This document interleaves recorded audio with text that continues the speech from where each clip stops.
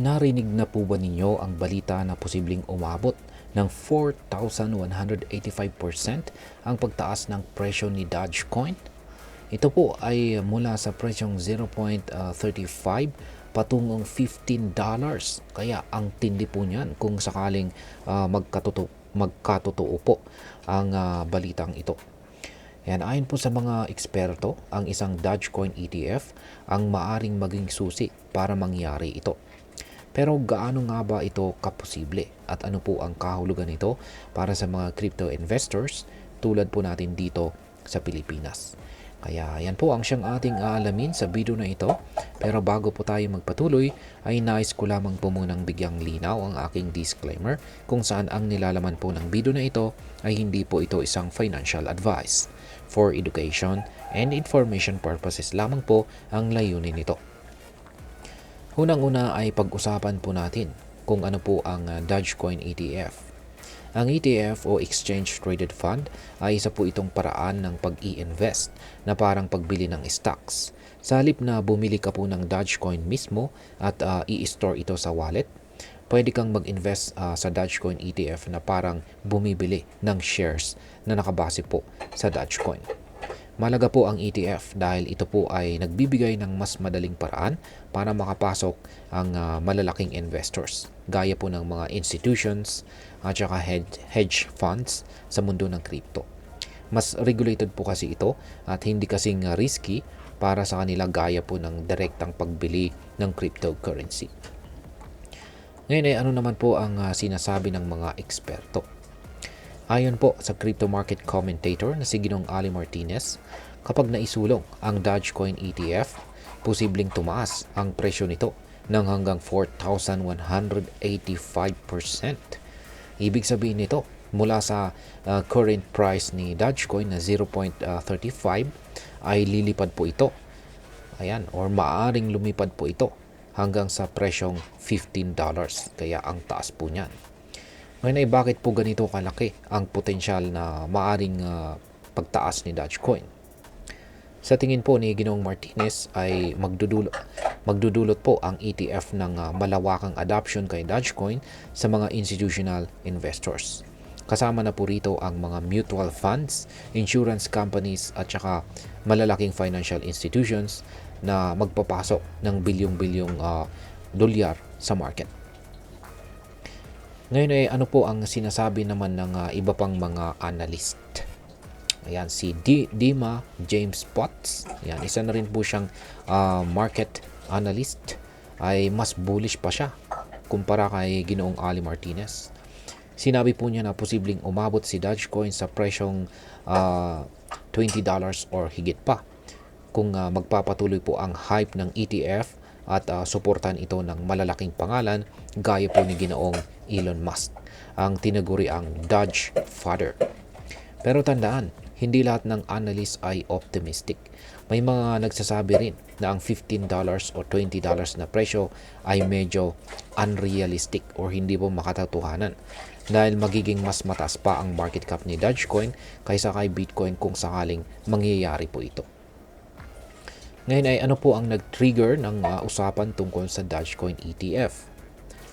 Ayan, nagkaroon po kasi ng malaking interest sa Dogecoin ETF matapos po mag-file ang Bitwise, isang asset manager na humahawak ng bilyong-bilyong dolyar. At sila po ay nag-file ng kanilang application sa Delaware nitong January 2025. Ayan, itong mga ilang nakalipas lamang na araw. Sinabi po ni Ginoong Matt Hugan, ang Chief Investment Officer ng Bitwise, na totoo po ang filing na ito at bahagi po ito ng kanilang plano para sa Dogecoin ETF. Bukod dito, may iba pang kumpanya gaya po ng Theocreum na nagpakita rin ng interest sa pagsulong ng kanilang sariling Dogecoin ETF. Dahil dito ay lalong naging active ang crypto community sa pag-uusap tungkol sa posibleng epekto nito. Ngayon ay paano po nakakaapekto ang balitang ito sa presyo ni Dogecoin? Yan, ang balita po tungkol sa Dogecoin ETF na ito ay nagdulot ng pagtaas ng presyo ni Dogecoin nitong nakaraang linggo. Umabot na po ito sa presyong 0.4002 nitong Martes or Tuesday. Ngunit bumaba rin agad ito sa presyong 0.3492 dahil po sa isang market correction. Natural po ang ganitong fluctuations, lalo na po dito sa crypto market na kilala sa pagiging volatile nito. Gayunpaman ay marami pa rin ang naniniwala na mas maganda ang magiging takbo ni Dogecoin sa hinaharap kapag natuloy ang mga ETF na ito. Ngayon ay ano naman po ang maaring posibleng impact ng Dogecoin ETF sa crypto market. Ayan, kapag naaprubahan po ang Dogecoin ETF, hindi lamang presyo ni Dogecoin ang maaring maapektuhan. Magiging mas madali rin ang pagpasok ng mga malalaking funds sa cryptocurrency market na siyang magdudulot ng mas mataas na liquidity. Bukod dito, ang ganitong hakbang ay posibleng magdala ng mas maraming tao dito sa mundo ng crypto dahil mas regulated at saka mas ligtas tingnan ang isang ETF kumpara sa direktang pagbili ng cryptocurrency. Ngayon ay ano naman po ang kahulugan nito para sa atin bilang mga Pinoy crypto investors or traders na interesado dito kay Dogecoin.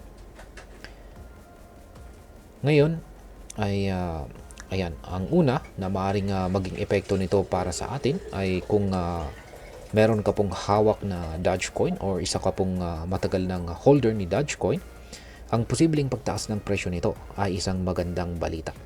Pero tandaan, ang pagtaas po ng presyo ay laging may kasamang volatility. Kaya't mahalaga po ang tamang diskarte sa pag-manage ng ating investments. Pangalawa, kung wala ka naman pong Dogecoin ay maaring makita mo itong isang oportunidad na sumali or mag-umpisa bago pa dumating ang malaking adoption mula sa mga institutional investors.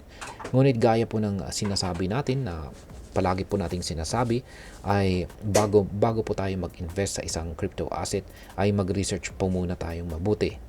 Ayan. Research muna tayo mabuti bago po tayo mag-invest. At yan, bilang panghuli ay ano naman po ang aking masasabi tungkol dito. Para sa akin, ang posibilidad po ng Dogecoin ETF ay isa na naman po itong patunay na patuloy na tinatanggap ng mundo ang cryptocurrency. Malaki pong hakbang ito sa mainstream adoption ng crypto.